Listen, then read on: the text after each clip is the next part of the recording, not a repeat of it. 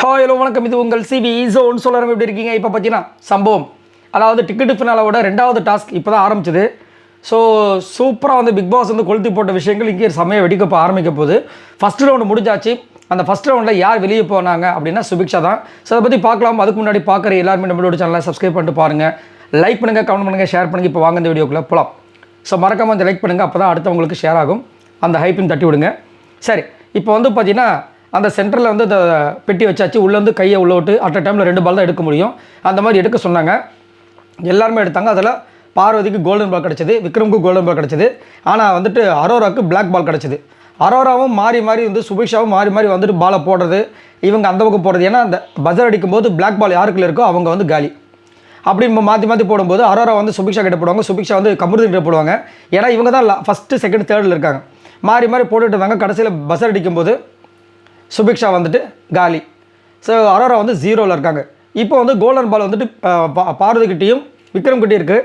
பார்வதி கிட்ட வந்து கேட்குறாரு பிக் பாஸ், இப்போ உங்ககிட்ட கோல்டன் பால் இருக்குது, நீங்கள் யாரோட இதை வாங்க போகிறீங்கன்னு. இப்போ முதல்ல என்ன பிளான் பண்ணுறாங்கன்னா, நம்ம கமருதீன் கிட்ட வந்து 32 பால் இருக்குது மொத்தமாக அவர் எடுத்த பால். அதை வந்துட்டு இவங்க 2 பேரும் பாதி பாதி பிரிச்சிடலாம். அப்போ வந்துட்டு ஃபஸ்ட்டு சுபிக்ஷா வெளியே போயிட்டாங்க, இப்போ கமருதீன் வெளியே போயிடுவார் அப்படின்னு நினைக்கிறாங்க. ஏன்னா அரோரா கிட்ட ஆல்ரெடி 0 அவர் இதை எடுக்க முடியாது அப்படின்ட்டு. ஆனால் அங்கே என்ன ஆகுதுன்னா பிக் பாஸ் செம்மையாக ஒரு பிளானை போடுறாரு. அப்படியே 50 பிரிக்க முடியாது. இப்போ வந்து விஜய் பார்வதி வந்துட்டு 50% எடுங்கன்ன உடனே 32ல் 16.